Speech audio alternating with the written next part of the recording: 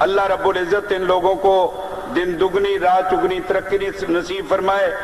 اور میں خوش آمدید کہتا ہوں ہمارے نعت خوان حضرات، بالخصوص ہمارے مہمان خصوصی خطیب اسلام جناب حضرت مولانا عبدالحمید وٹو صاحب۔ اب میں دعویٰ دیتا ہوں کہ رب العزت نے ان کو بڑی خوبصورت آواز، خوبصورت نکتہ دانی اور خوبصورت آواز میں عقائد و نظریات علماء دیوبند کے عنوان پہ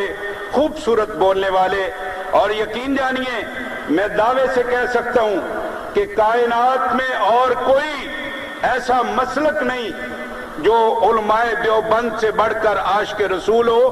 علماء دیوبند سے بڑھ کر پیغمبر کی سیرت و صورت خوبصورت عنوان پہ بیان کر سکتا ہو۔ علماء دیوبند پیغمبر کی علمی خدمات بھی سر انجام دے رہے ہیں اور تقریری بیان بھی علماء دیوبند ہی کر سکتے ہیں۔ اور خدا کے فضل و کرم سے مجھے وہ وقت یاد ہے کہ ہمارے ایک دفعہ شہر کے اے سی نے، اسسٹنٹ کمشنر نے ایک بار قوالی کروائی تو ہم لوگوں نے احتجاج کیا کہ یہ قوالیوں پہ اتنا پیسہ خرچ کیا گیا ہے، یہ تو شہر کی ایک عجیب کیفیت بنائی جا رہی ہے۔ جب ہم نے یہ مطالبہ کیا تو اے سی صاحب شرمندہ ہوئے کہ جناب مولانا آپ یوں کریں، تمام مکاتب فکر آپ اکٹھے کریں، میں یہاں سیرت النبی پہ ایک بہت بڑا جلسہ چاہتا ہوں۔ آپ یقین جانیے حضرت مولانا میر زاہد خان رحمہ اللہ اس وقت زندہ تھے۔ ہم نے ایک میٹنگ کی تو دیوبندیوں کی طرف سے 2 خطیب دیے گئے، ایک بادشاہی مسجد کے خطیب جناب مولانا عبدالقادر آزاد اور ایک خطیب اسلام حضرت مولانا اجمل خان، ہماری طرف سے یہ 2 خطیب تھے۔ آپ یقین جانیے شیخ احمد نواز مجسٹریٹ تھا، اے سی کیسرو امین الدین تھا، آج بھی کاروائی رجسٹر میں جا کر پڑھیے۔ کیسر امین الدین اے سی نے کہا تھا کہ علماء دیوبند سے پہلے بھی بڑا متاثر تھا، لیکن نبی کی شان جب اتنے اعلیٰ طریقے سے مولانا اجمل خان نے بیان کی ہے، اس وجہ سے علماء دیوبند نے میرے دل میں گھر کر لیا ہے۔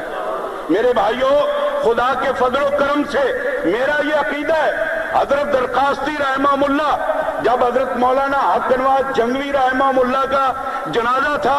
تو جنازے پہ سب سے پہلی تقریر میری تھی۔ میری تقریر کے بعد حضرت مولانا عبداللہ درخواستی حافظ الحدیث رحمہ اللہ تشریف لائے اور حضرت درخواستی رحمت اللہ علیہ نے 2 باتیں کہی تھیں اور مجھے آج بھی یاد ہے۔ کہا تھا اے مسلمانوں، اے جنگ کی عوام سن لو، درخواستی کی بات سن لو، 2 ایسی شخصیات ہیں جن پہ عرش کے فرشتے بھی روئے ہیں، ایک احمد علی لاہوری کی وفات پر اور دوسرا مولانا حق نواز جنگوی کی وفات پر۔ میرے بھائیوں، ہمارے قائدین نے پیغمبر کے عشق پر، پیغمبر کی جماعت کے لیے، پیغمبر کے یاروں کے لیے، پیغمبر کے پروانوں کے لیے،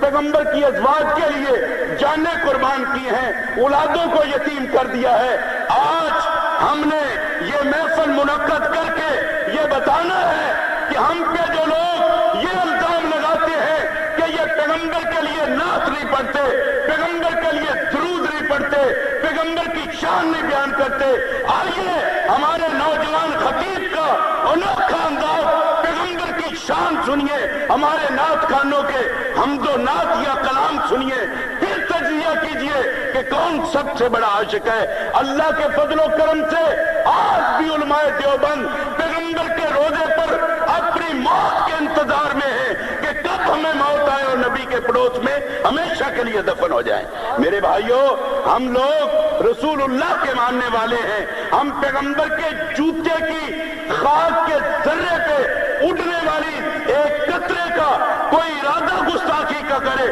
اس کو جنگلی خنزیر سے بھی بدتر سمجھتے ہیں۔ ہمارا ایمان ہے کہ نبی کے یاروں کے ایک ادنا صحابی کے جوتے کے ذرے کو गुस्ताखी की नजर से देखने वाले को भी हम कम अज कम इंसान तसव्वुर नहीं करते। मेरे भाइयों, हम पैगंबर से प्यार करते हैं, पैगंबर के शहर से प्यार करते हैं, पैगंबर की आले बैत से प्यार करते हैं, पैगंबर की जमात से प्यार करते हैं। जमीयत उलमा इस्लाम मौलाना फजलुर रहमान इस वक्त भी आलमी सतह पे ये जंग लड़ रहे हैं कि उलमाए देवबंदी इदारों का तहफ़्फ़ुज़ कर रहे हैं, उलमाए देवबंदी पैगंबर की सीरत का तहफ़्फ़ुज़ कर रहे हैं, उलमाए देवबंदी पैगंबर की शान बयान कर सकते हैं। अभी सुनिए मेरे नौजवान बुजुर्ग, मेरे नौजवान साथी हजरत मौलाना अब्दुल हमीद भट्टू साहब, उनका अनोखा बयान होगा, इंशाअल्लाह आपके दिल मुनव्वर होंगे। मुझे खुशी हो रही है कि मैं ये कहा करता हूं कि एक मिर्जा गुलाम रसूल का घर था जिनको सही तुख्मी अकीदतन देवबंदी कहा जाता है, और दूसरे मेरे ये शेख बरादरान थे, शेख हसामुद्दीन, शेख नजमुद्दीन, शेख सुलेमान, ये उन नौजवानों की औलादे हैं अल्हम्दुलिल्लाह जिन्होंने अपने बुजुर्गों की याद ताज़ा कर दी है। मैं दावत देता हूं खतीब इस्लाम हजरत मौलाना अब्दुल हमीद भट्टू साहब।